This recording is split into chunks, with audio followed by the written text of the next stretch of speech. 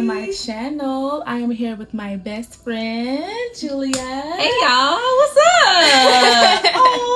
So today, me and my bestie, we're going to be going over some topics. We're going to have like a little girl talk for the girlies and the women out there. Yes. Because we all got to stick together. We have really to stick together because the world likes to divide us. And we should be united as one. We really should. Come on, y'all. Yes. Come on, girls. Come on, girlies. And I want to do more of these little girl talk videos. So this is our first one. Yeah. And yep. Okay. So the first topic is womanhood. And the first question is how to stay motivated and encouraged in the midst of tests and trials. Do you want to go first or should I go first? It's your channel, so you gotta go first. Okay, how to stay motivated and encouraged in the midst of tests and in trials. the midst of tests and trials. Man, that's a big one because I deal with going through things in my head a lot. Like I literally have to tell myself like, you are stronger than this. You are better than this. You are more than what you're feeling right now. How to stay motivated and encouraged is just putting your trust in God. We have to trust in someone. We have to trust in something. Why not trust in God, the Father who created us, who made us in His image, and stay encouraged by reading your Bible, getting in your word, and just loving on yourself. Because whatever you may be facing today, you're not always going to feel like that. You're not always going to feel depressed. You're not always going to feel anxious. You're not always going to feel like you're alone. Because that's what I kind of deal with on a day-to-day basis, especially loneliness. And just because you feel alone doesn't mean you are alone. Yes. So just staying in your word and praying to God and just trusting that He will take you out of what you're feeling in due time. In due time. I feel like that's a way that I can encourage myself. I love that. I love that so much. What about you? What you think? Ooh, that was good. How do I stay like motivated and encouraged in tests and trials? Something that I recently like did, and it was like out of nowhere, but it was after I got out the shower, and I just started crying. Yeah. And I was just looking in the mirror, and I just started to apologize to myself. Wow. And I was like, Julia, like I said my name. I was like, Julia, like I am so sorry for putting you last.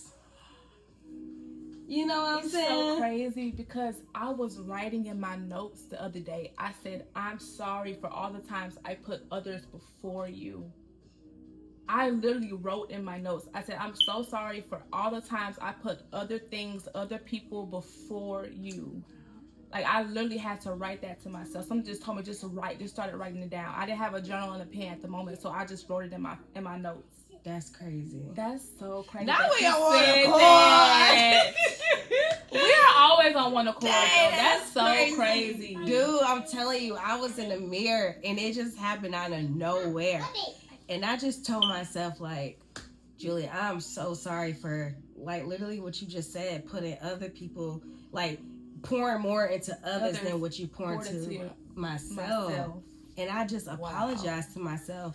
But honestly, like, just staying, like, motivated and encouraged in trials, it's like, I'm writing. Like, I'm a believer in, one, waking up early. Like, even I don't even rely on motivation because motivation eventually runs out. No, motivation, like, we got to rely on discipline. So that's what I've been trying to get better at, just being disciplined and waking up early, writing in my journal, reading, being in my word, and that's the only thing that's gonna keep us. Yep, that's one thing that you have to hold on to is God. Oh my gosh, literally. So the next question is how to live a godly life while also enjoying life and following your dreams. You want to go first? Okay. How to live a godly life, also like following your dreams. How to live a godly life. One, it's like living a godly life. One, sorry, I'm getting over my lip cold. But one, like, just, I would say, first and foremost, is to have grace with yourself. Yes. Because, like, that's huge. You know what I'm saying? Like, that's huge. This is our first time living. Yeah, it's like this is our first time living. Like, you know what I'm saying? And it's like, it's really important to make sure that we give ourselves that space, that safe space to fail and make mistakes, but to grow from that. Yes. And so I would say, just like living a godly life, like it's something that you're practicing every day. It's trial and error. It really is. Trial and error. Because as long as we're in a fleshly body, we're going to want fleshly things. It's inevitable. So I feel like as long as we are asking God, like, God, okay, I messed up. Please forgive me. Please, I don't want to have this craving anymore. I don't want to do this thing anymore. And as long as you go to God about it and ask him to take it away from you, he's going to do it in due time. Yes. It's not going to happen all at once, but it's going to happen when you submit yourself to God and you say, I do not want my flesh to overtake what's for me. I don't want my flesh to overtake your purpose for my life. And I just want to continue to live for you. And I know I'm going to make a mistake. I know I'm going to mess up. But God, I'm always going to be right back into your arms when I do mess up. Ooh, following your dreams. So that's crazy. Actually, just now getting to a place where I'm stepping into that. Yeah. You know what I'm saying? Like, I kind of grew up with having this fear of being successful. Like, I've had this fear of one day I wake up and I'm just like a totally different person. Wow. You know, I like, basically I'm afraid of, like, because this is what happened to me. Like, I, like, in my childhood, one day it was like everything was just perfect. Next thing you know, I woke up and I'm a totally different person. Wow. Like, success, what is that? And so, like, I've always had, like, a fear of success. But now it's like, no, like, I want success. Like, I crave it now. And so it's just like, now I'm just trying to step into that. Yes. Because I don't think there's anything wrong with wanting to be successful, wanting to have things for yourself, wanting to build things for yourself, you know, because it's like, after you, it comes your kids, it comes like the people that you've inspired, the people that you have, people that look up to you, and they're going to go back and they're going to be like, wow, you did this and you inspired me to do it. So I feel like there's nothing wrong with that, like wanting more out of life, because like God said that he will give us the desires of our heart, you know, and it's always just keeping him first. Like, God, is this what you want me to do? And when he gives you that okay, go for it. Yep. It's your time. And I definitely feel like it's your time. Oh my God. I feel it. Like, I feel that energy from you. Like, I feel like you're going to do amazing things. Same for you, and I can't wait to see it. Same for you. I can't wait to see it. Because I promised my bestie a trip to Paris, and we're going to going to Paris. We're going to Paris. Oh, I can't wait. Ooh. Yes, I cannot wait. Come on now. Ooh, okay. Next question is peer pressure that women feel to be married, have kids, start a business, to look a certain way, and just to be accepted in the world. Just to be accepted in the world, Lord. So, like, peer pressure that women feel. Want me to start? Yeah, you can. Wow, I feel like peer pressure, it definitely comes from a lot of, I feel like it can kind of come with how you're raised, too. Because if you were raised in a Christian household, you know that, you know, you have to be married, you know, before you move in with somebody, and, you know, before you have to be under that covenant with God. You can't, you know, you can't be shacking up. Like, that's what we grew up calling it, shacking up. So I did get married at a young age, and I feel like, looking back, I feel like it's a lot of factors that go into this, because marriage it's different for everybody.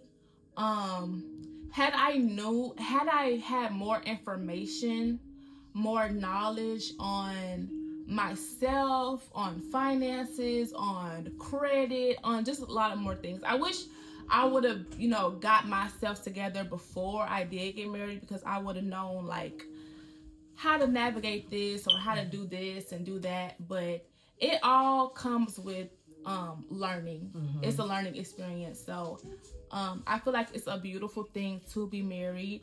It's a beautiful thing to be under a covenant with someone, but just make sure that you are doing it for you and for that person as well, and not just to say, okay, I'm married or I'm trying to do the right thing, but make sure that it is the right thing for yourself. Because even if you aren't married, you can still save yourself. You can still hold off on your desires and know that, okay, God, I'm gonna wait on you, and I'm still gonna follow you and trust you until I am married. Because it's just different for everybody.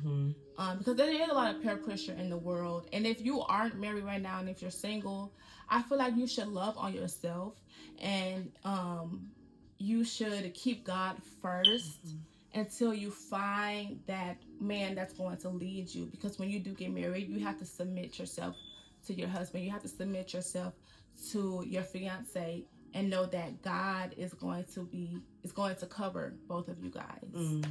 And it said the peer pressure to look a certain way, and what else it said? To have kids. So kids.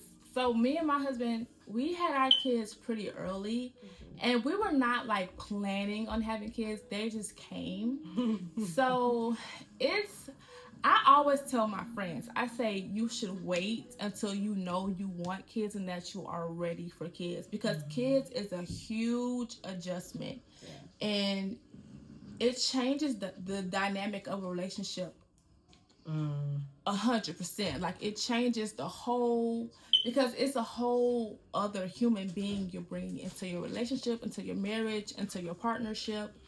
So if you want kids, it's a beautiful thing.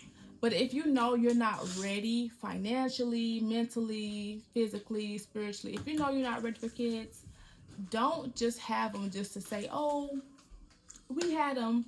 Make sure you know in your heart that you want and that you're ready for it, because it's a huge change. It's a huge adjustment. But it's also things to where a lot of women, they want kids and that they can't have kids too. So like it's so different for everyone. But in my opinion, I feel like kids always come at the right time. So even if you're not like we didn't try, but I thank God that we had our kids and we got them on out the way, because I definitely just want to travel with my kids and my family and just like make the best of our life now. And what else did it say? And then to start a business.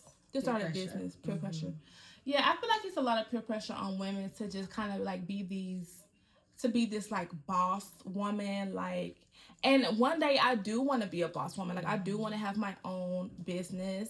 I want to have my own makeup business. Kanaya is so funny. I know. I want to have my own business, but I feel like it's going to happen at the right time. I really have to be patient with myself, because I am still learning how to navigate being a mom and a wife. And, you know, I've been a stay-at-home mom for like almost, I'm going to say, 5-6 years now? So now when I do go into the field of working again, I want to be my own boss. I want to make my own money, and I want to do something that I love. I don't want to work under anybody else. I want to work under me and make my own schedule, you know, because I feel like, I thank God that my husband gave me the privilege to do so. So I just want to make it easier on him. Period. I want to make it easier on him, and I just want to build. Just build. And leave behind legacies for my kids. Ooh, so dang, that's major. Yes. That is major. Let's talk about it. What about you? Let's talk about it. Let's discuss. So, like, the peer pressure that women feel to be married. One, I mean, I think that marriage is so beautiful. It's beautiful. But I think that peer pressure mainly comes from, like, outside voices. Yes. But not only that, but, like, it's also when, you know, you may be that single friend and you see everybody your friends else is married. You know what I'm saying? Yeah. Like, everybody else around you is getting married, so you feel like, okay, like, I gotta pick up the pace and stuff. And it's like, no, like, do it on your own timing, like, for sure. Like, there's never a rush. Like, it's a season for everything. Let's just start with that. Like, it's a season, it's a time for everything. So, like, you know, just focusing on being single, I think that we were just talking about this. Like, we were. Like, that single, being in that single season is so important. It really is. So important. It really is. You're discovering yourself. You're loving on yourself. And you're also, like, telling yourself, like, this is what I want in a relationship. When I do get in a relationship, when I am married, this is what I'm not gonna accept anything than what I deserve. You know, I tell my little sister a lot, like, when you're married, you're gonna be married. But right now, while you're single, love on you, adore you, because your relationship with yourself is one of the most important relationships. And a lot of people look over that. Like, the way you love on yourself is going to affect how you love on your partner. And also just making sure that you're actually ready to be a wife. You know what I'm saying? Like, yeah. A lot of people, they just want to rush into things. It's like, no, like, I don't know. Being a wife is huge. It's huge. It's a beautiful thing, and I feel like a lot of people look at marriage as like a scary thing, and it's not. It's not. You literally just become one with your best friend.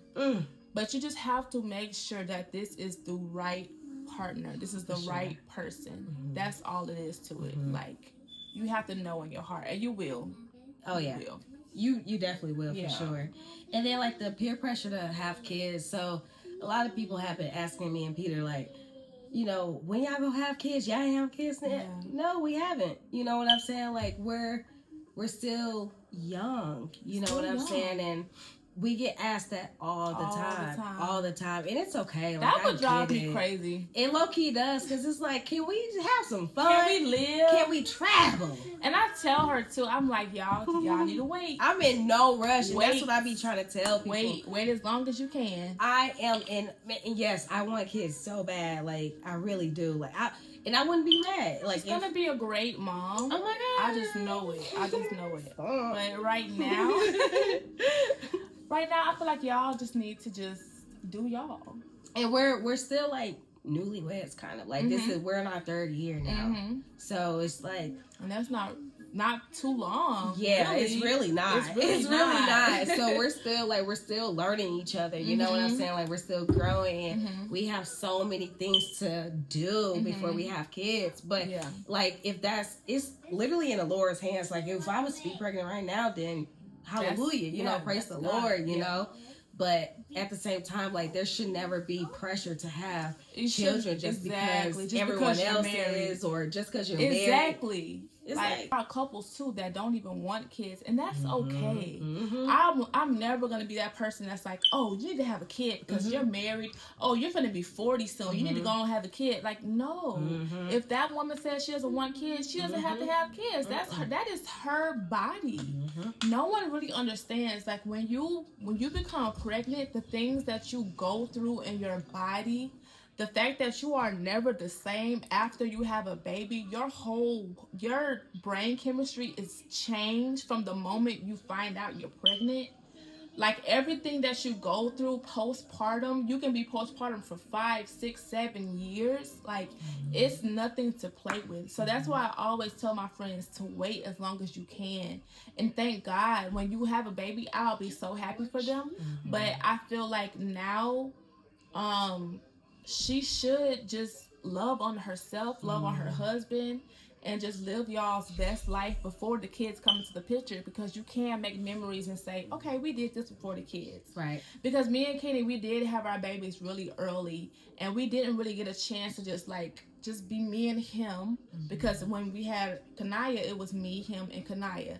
So we're still learning each other without the kids, and they are always going to be there. But, it's just something that we have to learn and adjust to. And I feel like we have been adjusting to having 2 kids.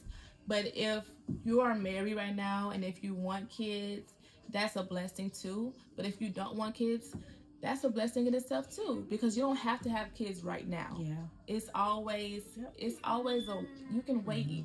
It doesn't have to be a right now thing, you know? So yeah, and just to throw this in there, my mom had me when she was 31. So I'm just saying, I'm 26. I'll be 27. Yeah. So Yeah.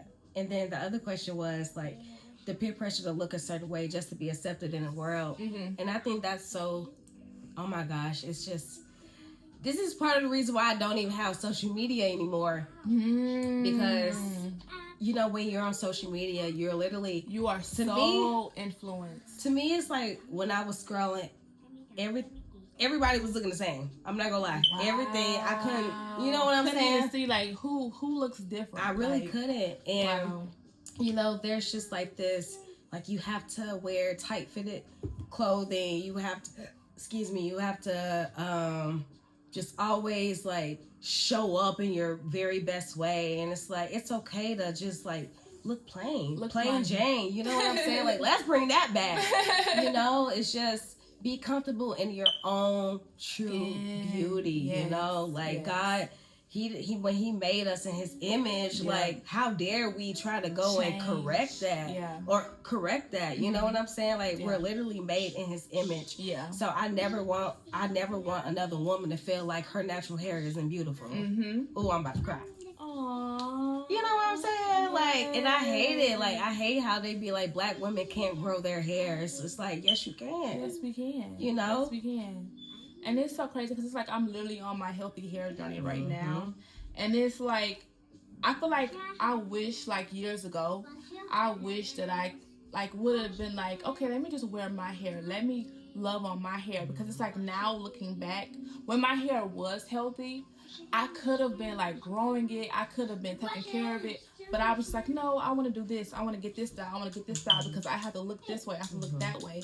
And it's like, right now, I'm craving my natural hair. I'm craving for it to be healthy. I'm craving for it to grow because it's like, this is what God gave me. Yes, I can go to the store. I can buy weave. I can do that. It's nothing wrong with that. But like having your real hair healthy and long and knowing that you like it grew from your scalp is no other feeling in the world. Learning and unlearning how to just love my natural bare face. Like one thing about me, I love doing some makeup. Like I love makeup, but I know that I do not need makeup to feel beautiful. I know that I don't need makeup to say I am beautiful. I know bare face, and it took me a long time to get to that point. But now it's like I can look at myself in the mirror and say, you are beautiful with and without makeup. You are beautiful with and without weave. You are beautiful just because that's how God made you. And it's so important for us to get back to the natural of how God made us. You know, important to love who we are without just bare. Just bare. Ooh. That's such a good statement. That's so like deep. That is so deep because I've always struggled with acne. But I've always pretty much like I've had my insecure moments, but for the most part, I've been so confident in it because this is my skin. Yeah. Like, you know what I'm saying? Like, it's mine, it's you know? Yours. And at the end of the day, like, you know, no one is you. Just looking at yourself in the mirror and knowing you are beautiful. Please do that every day. Do that often, even when you don't feel beautiful. Because there are times where I was like, oh, Jesus, I look a mess.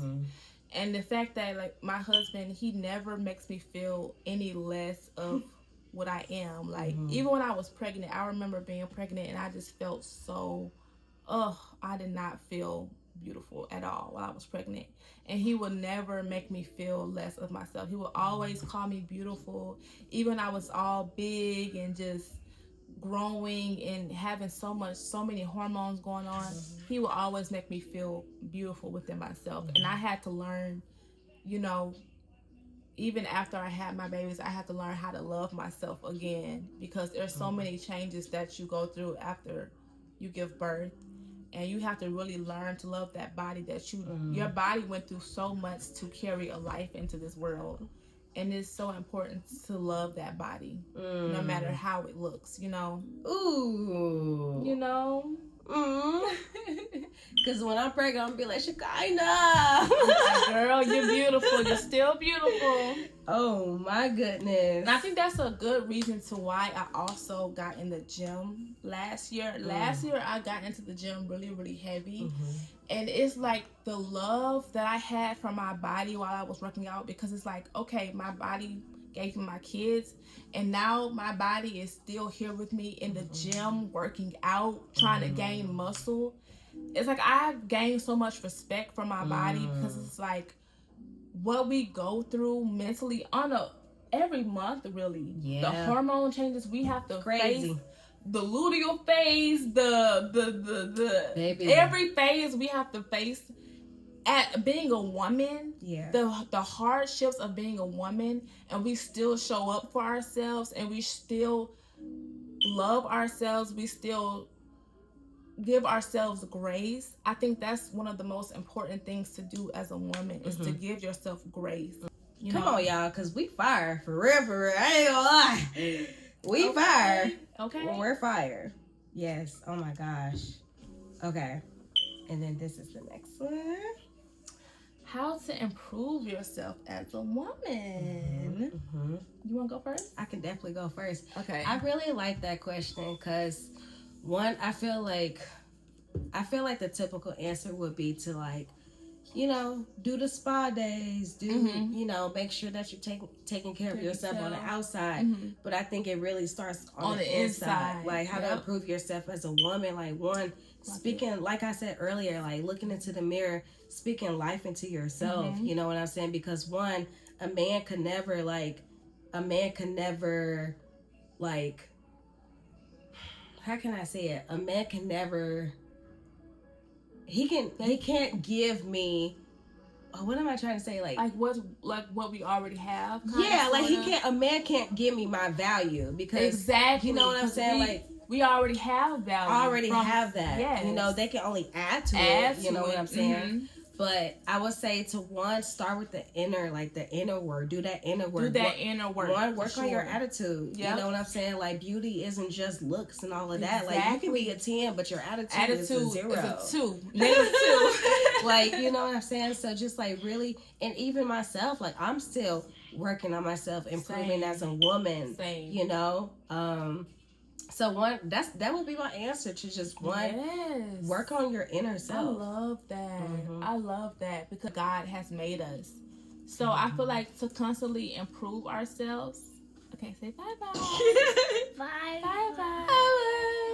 I truly do feel like if you do that inner work, that everything, but I think that because people jump to the outer work, they kind of like skip the inner work. And then like later on they find themselves still unhappy. You know, because you didn't do that inner work. That is so true. Yeah, so it all starts with that inner work. Yeah, I would say, like, honestly, because I would say just focus on like the inner work first, and then like everything else, it'll come.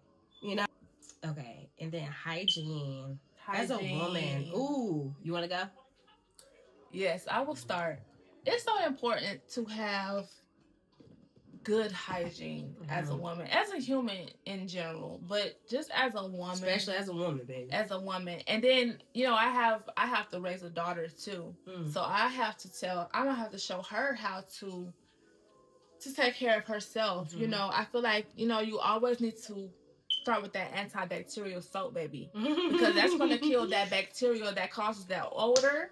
That's gonna kill that bacteria. And it's what we put in our body too. Like if we are drinking all the time and we're not drinking water or replenishing our body and we're always dehydrated, we're not always going to smell good down there because we're not feeding ourselves that good bacteria that we need. Like it's so important to like eat fruit, pineapple for sure. That's what's gonna have us nice and right, nice and right and tight down there. Like I feel like it's so important to just drink lots of water. Go to your checkups. Like make sure if you feel like something is wrong, and if you feel like you're not supposed to have like an itch, you're not supposed to have, it's an odor that's like not supposed to be there. Go to your gynecologist and see what's going on because we're women. We all go through things. We all have periods. We all have, we have odor sometimes. And it's okay. But we have to do something about that odor to make sure that we are, staying healthy, staying on top of ourselves. And just like, that comes with loving yourself too. Oh, yes. Like, Yes. You know, washing your face, brushing your teeth, like it's just so important because it's gonna improve your mental too. It really is. It's gonna improve your mental too. So yeah, I feel like you know. So yeah, it's definitely important, and just smelling good. You want to take over, look good, you feel good. You know what I'm saying? You're gonna feel confident in yourself when you know you're clean, when you know you're smelling good, and find your scent. You know what I'm saying? Your little signature scent. You know, that's like yours. You know, I love that. But okay, let's just start with one. It doesn't always come from like intercourse. Okay, we're girls. We all know about this. But I remember, like I remember my first time, like when I smelled an odor on myself, and I was a virgin at that time, and I was like, hold on, wait a minute, what is this? And the thing is, it's like I remember in school they would teach you about safe sex. But one, they never told you about. I have an issue with that because one, it's like, how about no sex? You know what I'm saying? How about you wait until you're married and stuff? Until you're married, but exactly. I remember like I started having like issues. That's when I started like realizing like odors and stuff. Is when I started to when I became like sexually active and stuff. And so I don't think like you're taught like how to properly clean up after yourself, how to properly like take care of your body. We have vaginas, you know, and it's way more complex than a penis. Exactly. You know what I'm saying? And so it's just so easy for women to get like UTIs. Yep. So many things, bladder infections, bacterial vaginosis. It's just like so much that we go through as women that is not talked about. It's not talked about in school. And yeah. I can't breathe. Okay. Hey. Okay. I forgot what we were talking about. Another one is like making sure that you're drinking like plenty of water. Because if you're just drinking alcohol on a consistent basis, or like and a lot of soda, you know what I'm saying? Like, girl, get you some water. Get you some water. Get you some H2O. Shoulders, knees, and toes, knees and toes. Hey. Shoulders, knees and toes, and your eyes and your ears and mouth. Yeah. Okay, but so, I was just saying like making sure that you're drinking like plenty of water. That's really big. And another thing is like cotton underwear. Then me, or you can let her breathe. Let her breathe. Yes, absolutely. And then like no douching, no scented soaps down there. No scented soaps. You know, probably a little antibacterial if you need it. I heard as well, but I know I only put water down there, and that works for me. Same. And go all in her. Like, don't be scared to, like, this is your vagina. This is yours. This is your vagina. What you mean by go all in her, though? Don't be scared to take a washcloth, or you can take your hand and just go like around your vulva, the clitoris area. You know, having like multiple sex partners, you definitely have to be, you know, making sure that you're being careful, getting yourself checked, getting yourself tested for a lot of different diseases, because it's important today in this day and age, because a lot of men like to just go around and kind of like spread things. And as a woman, we have to make sure that we are responsible for our bodies and making sure that we are not coming into contact with men who don't, you know, get themselves tested or checked on a regular basis. And it's all a part of being a woman and part of hygiene as well. So if you know you've been with someone and you haven't really been smelling the best down there, just make sure that you're, you know, checking in with your doctor and making sure that it's not like something that you can't treat later on. You know what I mean? Because our bodies are our temples. And just being careful with that as well, you know? Wow. No, that is so true. Yeah. And like just honoring your body too. You know what I'm saying? Like you can withstand. Please do. Yeah. You know what I'm saying? Like if I could go back and tell my 17-year-old self like do not do anything. Like if I could go back, and do it all over again. Yeah. Would I do it? I mean, I would, but like I would tell myself like, no, like you don't need to. You know, like just wait until you have your husband. Yeah. You know, save your body for your husband. Yes. Okay, so now the next topic is marriage. Okay, so this is like kind of like a question that I came up with. Okay. So I just want to know, like, when did you know that you were ready to be a wife? Bible studies together, we would pray together. And I was like, okay, as long as I have God and God is in the center of our marriage, I'm going to be a good wife. Mm. Because, you know, I've seen my mom. She was a great wife to her husband, to my dad. And I had a good example growing up. Mm. I never seen my dad, like, raise his hand at my mom. I never seen him call her out her name. He was always a very respectful husband. So it wasn't really hard for me to submit to my husband because he respected me, and he still to this day, he respects me. And if we do have our disagreements and our arguments, we always try to find that common ground. Ooh. Okay. Oh. Baby, this is dark chocolate. Oh, wait. No, it is. It's dark chocolate. Oh, okay. It's so good. Is it? You're going to be surprised. It's a little... I told you. Mm-hmm. Mm-hmm.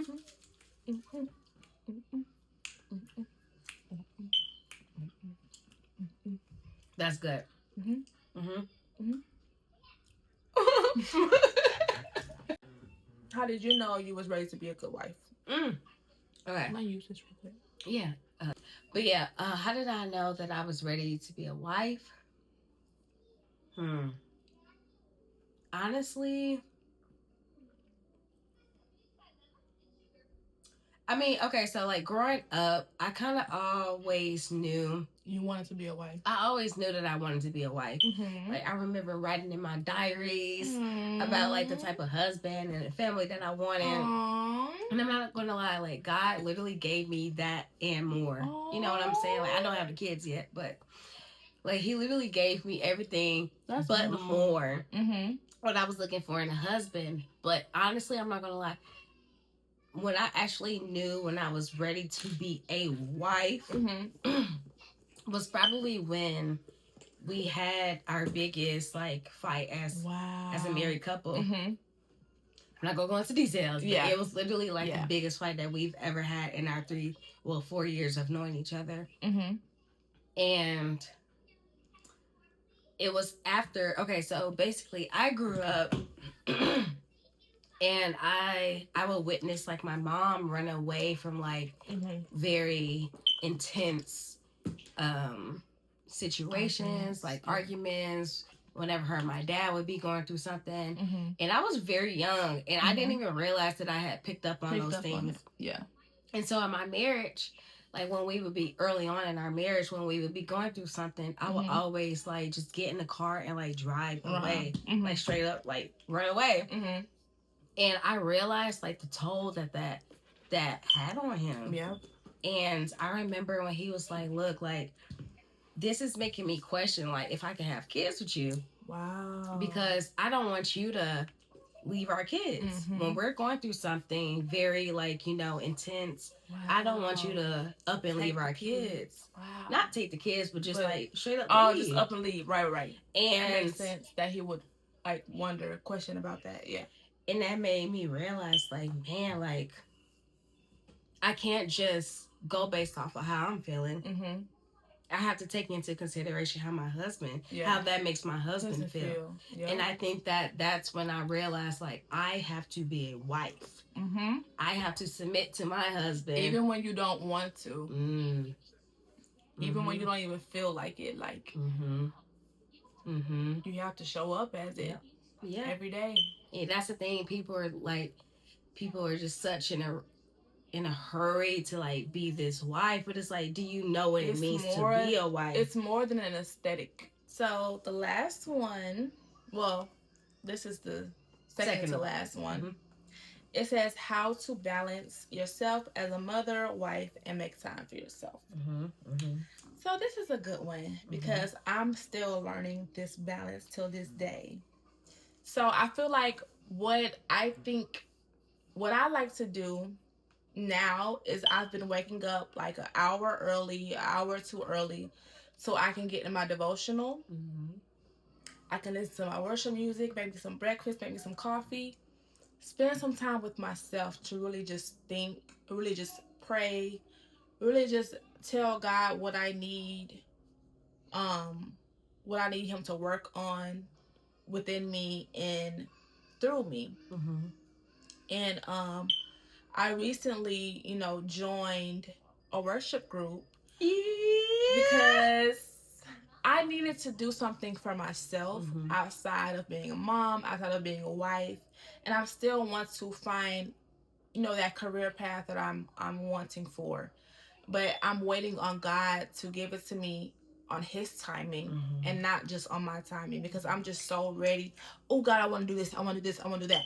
And it's like maybe He's saying, wait, I want to prepare you. I want to make sure that you are ready for this. So, as I balance as a wife, me and Kenny, when the kids are asleep, we try to kind of have some alone time, try to watch a movie, and then we do like other hobbies too, like play games together. And we love cooking together now. Cooking is like one of our favorite hobbies to do together. And it's just me and him, and we're just, having a great time within just us two. And then as a mother, I feel like I love just spending time with my kids, teaching them how to pray. I love teaching them how to pray. I love taking them out, doing things, going places with my kids. Like this year, we want to do a lot of traveling. I definitely want to do a lot of traveling with them because I want to show them the world as well. Having that balance is so important because you can get lost in being a mom. You can get lost in being a wife. And I have had my times where I'm just like, God, like, I love being a mom. I love being a wife, but there is more to me than just these two titles. And I have to love those titles just like I love to do with my career. But I have to remember that I'm still Shekinah first. I'm still a child of God first. Like, I'm still me. Even though I am a mom, I am a wife, I'm still me. I still have things that I love. I still have things that I'm healing from. So it's all a balance. It's all something that God is still working on me with. But it's a blessing. It's a privilege to be able to balance all of this. It's a privilege to be able to say, wow, my kids wore me out today. But it was another day that they had fun, that they were fed, that they were clothed, that they didn't worry about anything. And that's just what the life that I want to continue to give them. But I also want to be a good person. I want to be good to myself as well, because it all starts within me. And, as long as I'm putting God first in my marriage and my motherhood, He's going to continue to bless me and bless my kids and everyone around me. And I want to continue to be a good friend as well as all. And I thank God for having friends, godly friends that allow me to be in my season where I have to just focus on my kids. I have to just focus on my husband, because it gets those points where I cannot always communicate with my friends every single day. But I thank God for Julia, because she definitely understands. She doesn't even have kids, but she knows where I'm coming from. And every time I tell her, like, girl, these kids been driving me crazy. Like, she knows. And it's such a blessing to have a friend like that. And other friends as well, to know that I'm a mom. I'm a mom, and that takes up like at least like 90% of my life. Yep. So it gets taxing at times, but it's also a blessing. It's a blessing to know that I have good people in my corner who has so much respect and patience with me. For sure. So always. Yes. Always. That's my answer to that. I love that so much. Thank you. Wow. No, for sure. So like I'm not a mom yet, but like just balancing being a wife and making time for myself. So okay, like I said, I'm not a mom yet, but I'm a mom. I mean, gosh, I'm a wife, I'm a friend, I'm a sister, I'm a daughter. Bless you. I'm a cousin. You know, and so there's, it's hard. Like, it really is hard. It really is hard to like find that balance. But I think that it's just a repetition. Yeah. And just like the discipline. But so for me, I know that I had a really hard time finding myself outside of my husband. Yeah. You know what I'm saying? Like, it gets like that. You know, like growing up, I had a really hard time, like, with my identity because I didn't have my biological father in my life. And so I know that, you know, once my husband came into my life, like, I was just like so caught up in him. And it was like, hold on a minute. Like, he has his own life. I have my own life too. And so one is like finding the balance. It's like, one, I had to find me some hobbies. Find me something to do. You know what I'm saying? Like, who am I outside of him? Who am I outside of like my mom and like, you know, just those around me? Like, who am I just when it's just me? You know?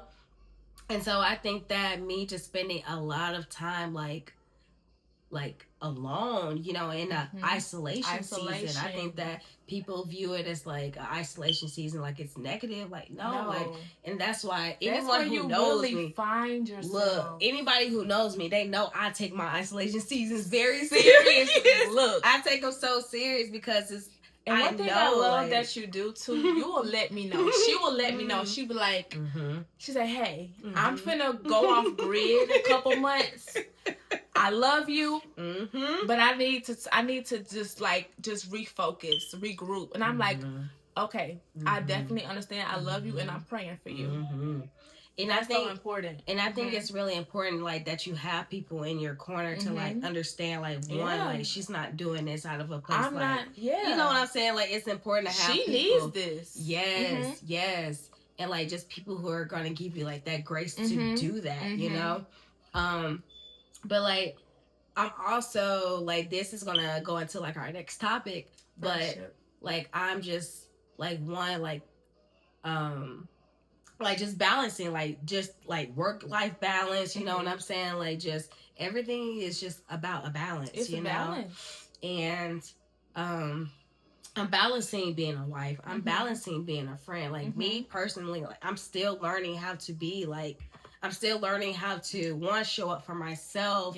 And that's what this whole, to me, like this year is dedicated to myself. Showing up for you. I have to, you know, because if I can't show up for myself, how can I show up for other people? Exactly. Yes, well, I love that you touched on that because that is going to go into our next topic. Okay. Yes, navigating friendships in your 20s. Woo, that's a big one. I feel like when you know you have a good friend, hold on to that friend, especially if they don't give you any reason to just be like, oh, well, oh, I haven't heard from her in a couple of days, so I don't think she's a good friend. Like, no, if she's shown you that she's a good friend, you have to give her grace in the season that she's in.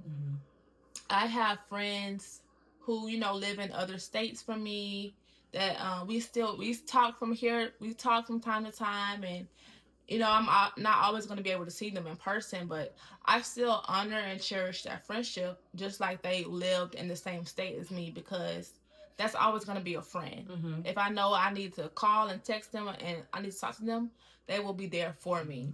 So I feel like it's really important to hold on to like those good friends. How do you feel like with almost friendship breakups, I guess? How do you feel like people should, because I'm pretty sure a lot of us go through those. What's one way that you kind of navigate friendship breakups? I love that. Well, one, I think that people like just as a society, we view like friendship breakups as something that's so negative. I'm not gonna lie though, like friendship breakups used to always hurt way worse than a real breakup. Way worse, because it was like, dang, like that. You was my dog. You know like I don't know, it just hits different. But as I've matured and as I've grown, like I don't view like a breakup or like a fallout as fall out as something negative. Yeah. I really don't, because I truly There's believe that why everyone is sent in your life for a reason and for a season. You know what I'm saying? Like, exactly. And I feel like some people are literally here just to get you to where to the next point, to the next, you know, I'm at point A, but then this person is meant to bring me to point B, but just because they brought me here doesn't mean that they're meant to go to with you, you know. Yeah. And so I don't know, like I really do feel like it's nothing bad. Like I really want people to like really get it in their heads, like it's not a bad thing, you know. But I do feel like, because one, personally, I'm still learning how to be like a true friend, like what it means to be a friend, you know. And I do like to view like Jesus, like as the perfect example for that, because he's my father. Not only is he my father, but he's also my friend, you know. And so, one, for me, I think the biggest thing for me is to like find that person who's actually like compatible for me, you know, and who's not going to let me settle, you know, because me, like, I'm a friend who I will never watch someone like self-sabotage, you know, themselves, and I'm always going to be that. I've never been a yes She's friend. not a yes man friend. And so, like, I want, basically, I think that it's just as is, it's important to be equally yoked in a relationship, in a marriage. It's important because you're not always gonna like be just like super duper similar, but I feel like when a friendship starts with that foundation of loving God and you both believing in Jesus, it's just like a beautiful seed that's planted. And we both go through those tests and trials, seasons to where we're struggling and where we can't really show up as a friend. But when we can, we're always here. And it's nothing, it's like no time has passed.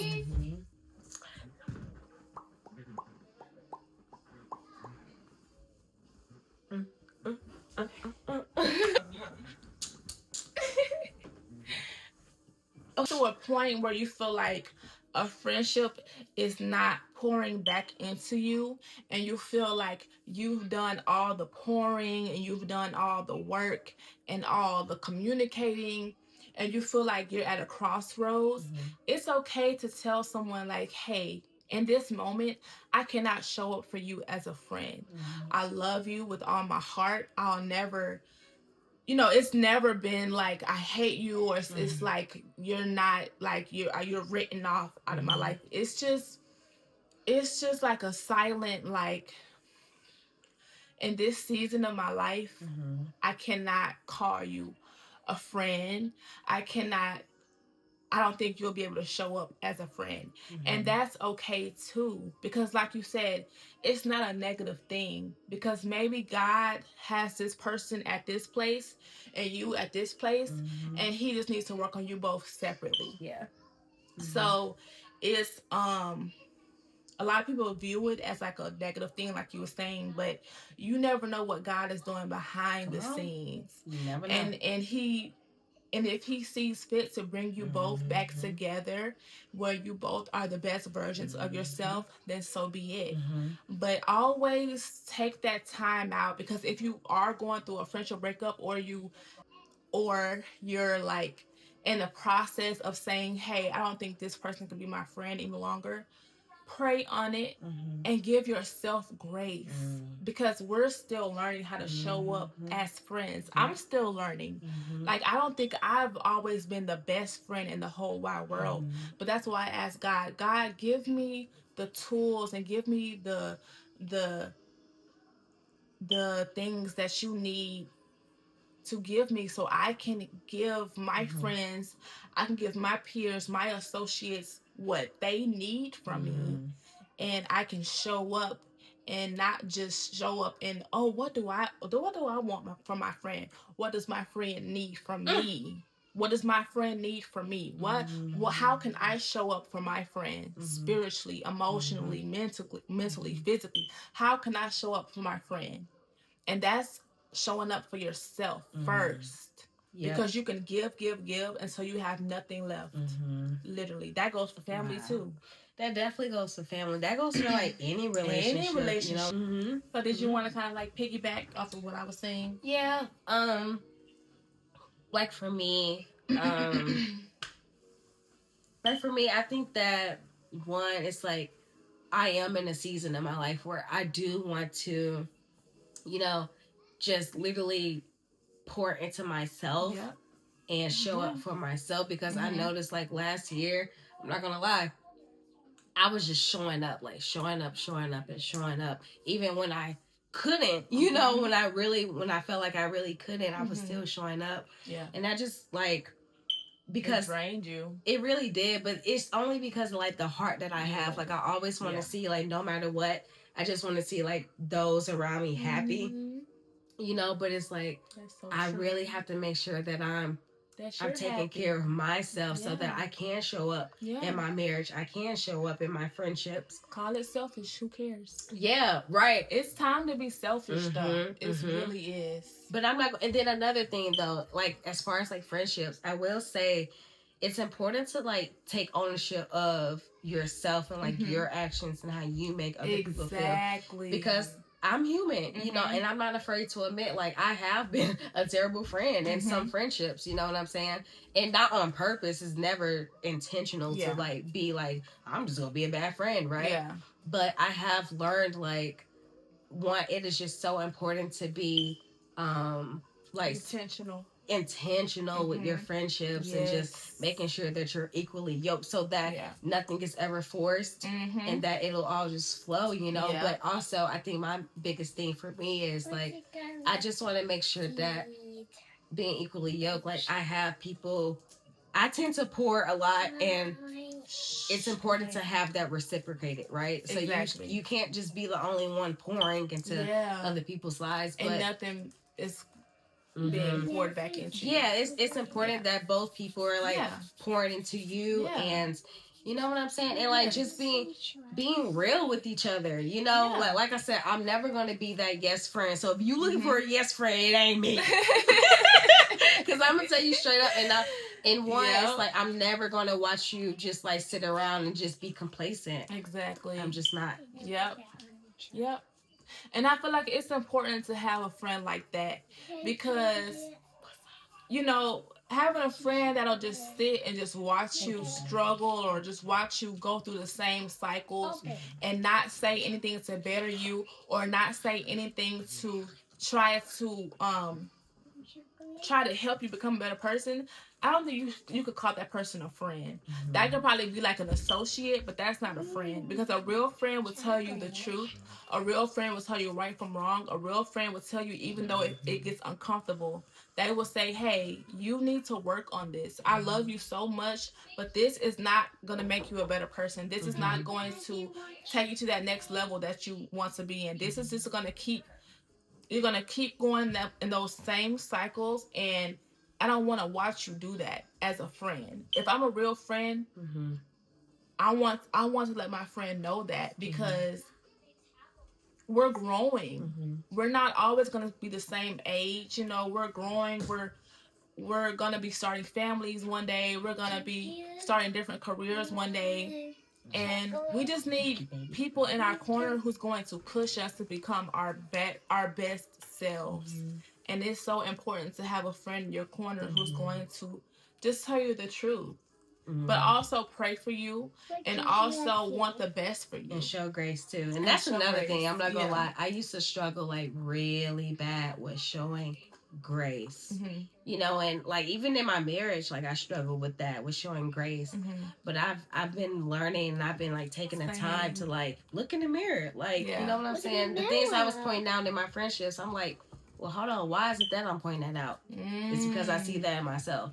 So just like be real, like be real with yourself, and you know, like it's a journey, you know. But once you do have that solid girl, you know, in your life, like you hold on dear to them, you know. So yes, like I feel like I feel like that is so important because it's it's rare to have good friends these days because a lot of people are not genuine and a lot of people be having like certain agendas. But just know, like, when you have a good friend in your corner and you know what you feel in your heart, like discernment, God will tell you, like, this is a good friend. You hold on to that friend, you know. So you will know it. God will tell you. And even as you go through the friendships, the people, it's always going to be that one friend that's always going to be there to show you, like, I'm genuine, I'm there for you. So it's important to hold on to that. It really is. And then another thing, like, just to like wrap it up, it's like, like, talk about your love languages as a friend. Wow, you know what I'm saying? I like that. You know, like, talk about your love languages that. because I think, okay, so what are your love languages in a friendship? I feel like my love language, of course, is communication.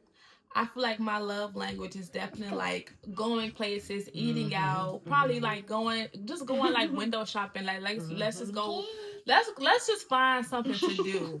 But it's just making time for your friend. I think that's my love language. What's your love language in friendships? Ooh.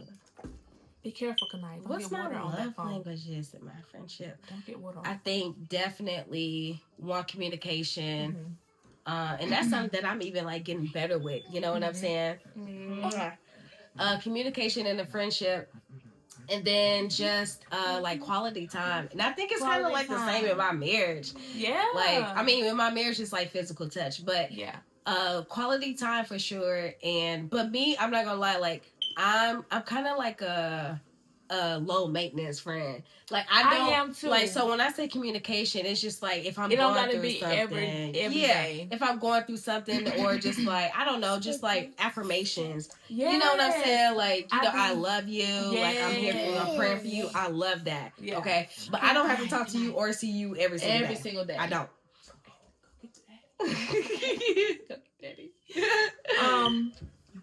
That's honestly me too. Like, we do not have to talk every single day. You don't have to tell me your move every 5 minutes. But if you know, like, I feel like if I know, like, if I see something online, because I know Julia, she doesn't have like social media, so she's not like scrolling and like. But if I see something like an event, or if I see something that she would like, I feel like, okay, I want you to be here. I want to do this with you because I want to, like, just have something to where we can both enjoy ourselves. Yeah. Because I love having a Christ-centered friendship that we can go to conferences together, we can go to church together, and we can have a great time. Like, we don't always have to be, like, doing something crazy to enjoy each other. Like, literally, like, she came over today, we cooked, we ate. That's quality time to me. That's my love language. And it's so important having a friend like that because I don't have to, like, have the highest social battery. I don't have to talk about the most fascinating things. She'll just, you know, we just, you know, we'll bounce back and forth off of each other, and it'll always click. Yep. Because it just makes sense. It makes sense. Like, aww. And I love it. Like, it's a blessing to have a best friend. It really is. And I don't take it lightly. And don't. So that was our girl talk for today. We will be doing a lot more because this was really, really fun. But to just kind of like put it all together, it's just so important to just know yourself as a woman, follow your goals, trust God, take care of yourself, keep those good friends that are in your corner, and just, most of all, just keep God first in the midst of everything, and everything is going to fall in place. Yes. Please comment what videos you guys want to see from us next time, because I think I'm going to make this a Girl Talk series. Ooh. So this is episode 1 of the Girl Talk series. So give us some topics for the next episode. Yes. And I love my bestie, Julia. I love you too. I'm so glad that you came and that you were on this video with me. I'm so glad that you had me. Yes. So please like, comment, subscribe, and support your girl. Do that. And we will be back. Until next time. Bye-bye. Love you guys.